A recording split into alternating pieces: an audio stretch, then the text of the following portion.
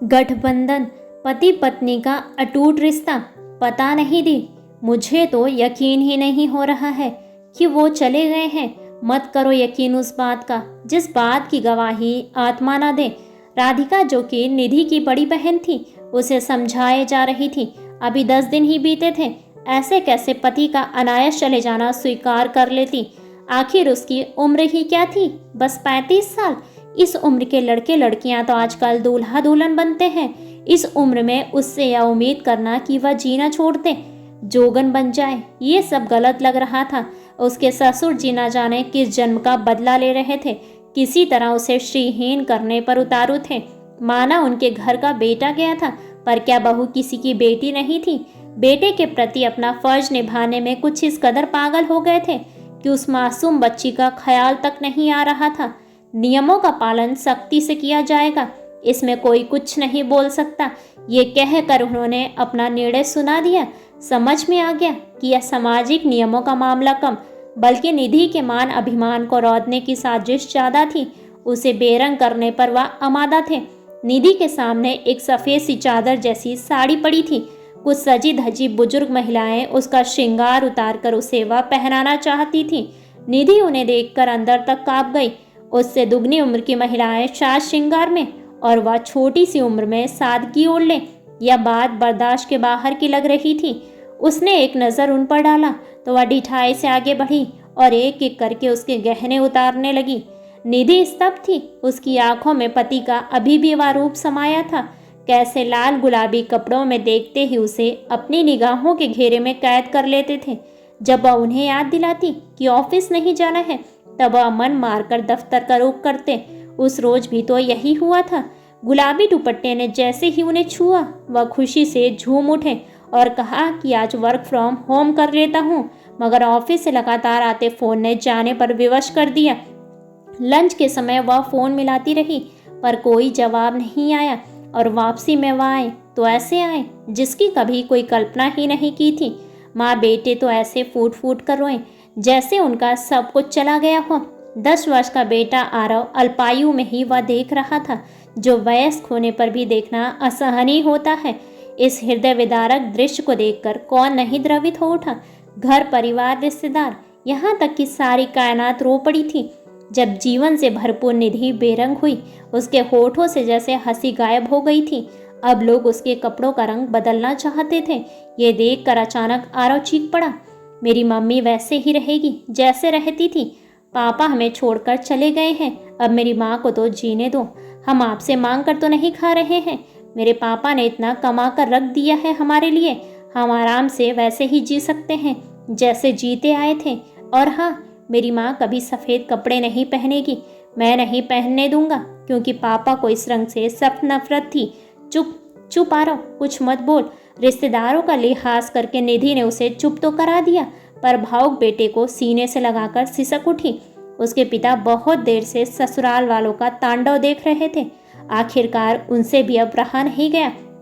उन्होंने अपने जीवन काल में न जाने कितनों का कल्याण किया था। स्त्रियों के उत्थान व समाज के सुधार के लिए सदा ही अग्रणी थे। सच्चाई का साथ देने में कभी भी पीछे नहीं हटे थे। भला आप कैसे चुप रहते। इस बार मामला घर का था। आंसुओं में डूबी बेटी को दूसरा जीवन चाहिए था और वह पिता का फर्ज निभाने के लिए तन मन धन से तैयार थे। देखिए समधी जी, माना यह आपके परिवार का मामला है, मगर यह मेरे भी परिवार की बात है। मेरी बेटी बेरंग नहीं होगी, यह उसके हंसने खेलने की उम्र है, वह अपना जीवन जिएगी। और सबसे बड़ी बात तो यह है, आप भी अच्छी तरह से जानते हैं कि आपके स्वर्गवासी बेटे की भी यही इच्छा थी। मैं उनकी खुशियों का सम्मान करते हुए अपनी बेटी का श्रृंगार नहीं उतरने दूंगा। क्या बेतुकी बात कर रहे हैं आप? मेरा जवान बेटा चला गया और आप अपनी बेटी को सजाने की बात कर रहे हैं। नहीं, मैं भेदभाव खत्म करने की बात कर रहा हूँ। पुराने नियमों को तोड़ मरोड़ कर अपने पक्ष में इस्तेमाल करने वाले पुरुष ही अक्सर स्त्रियों को जबरन कठिन बंधनों में बांधते हैं। आपने भी तो यही किया है। जवानी में ही अपनी पत्नी को खो दिया था, पर इस बात से आपके स्टेटस में तो कोई बदलाव नहीं आया। पत्नी की साड़ी से गठजोड़ी कर सभी पूजा पाठ सहर्ष संपन्न करते रहे। अब आप व्यक्तिगत हो रहे हैं। अब मैं इसे सहन नहीं करूंगा, तो मेरी बेटी इस तक की अनुसी बातों को क्यों सहेंगे? वह भी अपने पति की यादों के गठबंधन के साथ सुहागन बनी रहेगी। पुरुष विदुर होकर भी विधुर नहीं होता तो भला स्त्री कैसे? नियमों में एकरूपता क्यों नहीं? सबसे बड़ी बात तो यह है कि वह अर्धांगिनी है उनकी, तो वह आधे जीवित है उसके मन में, आधे आधे दोनों मिलाकर पुढ़ हैं। उनकी हर चीज पर निधि और उसके बेटे का पूरा अधिकार है। निधि पिता की इस बात को सुनकर सचमुच पुढ़ महसूस करने लगी थी। राधिका ने आगे बढ़कर बहन को सीने से लगा लिया। जब सब कुछ पहले से ही तय करके रखा है तो फिर मेरा यहाँ क्या काम? ससुर जी मुंह बनाए अपना सामान तैयार करने लगे। तब आरव सामने आकर उन्हें मनाने लगा। आप मत जाइए दादाजी, मैं हूं ना, आप मुझे ही अपना बेटा समझिए। चल झूठे, मेरे सामने बातें ना बना, तू अपनी माँ का है। मेरा बेटा तो मर चुका है और उससे जुड़े लोग भी, जिसकी वजह से तुम लोगों से जुड़ा हुआ था। जब वही नहीं रहा, अब मुझे किसी से कोई दरकार नहीं है। उनकी बेरुखी बात जैसे ही निधि के कानों से टकराई, उसने आरव को अपने पास बुला लिया और कहा, कोई बात नहीं बेटा, समझ लेना, बस पापा ही नहीं गए, पापा से जुड़े सारे रिश्ते नाते भी चले गए। जब शोक ही मना रहे हैं तो एक बार में ही सबका शोक मना लेंगे। जीवन जीना है ना तुझे, मेरे लिए जीना है और मुझे तेरे लिए। मजबूत हो जा तू, ताकि हम एक दूसरे का सहारा बन सकें। रिश्तेदारों के अनुरोध पर वह किसी संस्कार के आखिरी दिन तक रुके। कहते हैं ना, जब कोई जहाज डूबता है तो सब एक दूसरे पर इल्जाम देकर अपराध से बरी होना चाहते हैं। उन्होंने भी यही किया था, पर निधि के पिता के हस्तक्षेप ने उनकी एक भी नहीं चलने दी। पिता भला अपनी बेटी का साथ कैसे नहीं देते? कायदे से ससुर को पिता बनकर बहू को बेटी वाला स्नेह देना चाहिए था, पर पिता क्या, वह तो ससुर भी नहीं बन सके। अपनी दोगली नीति और कठोर नियमों में बहू को बांधने की अधूरी चाहत मन में रह गई थी। समधी की कही खरी खरी बातों ने उन पर कुछ ऐसा असर किया कि वह उल्टे नाराज होकर घर से निकल गए।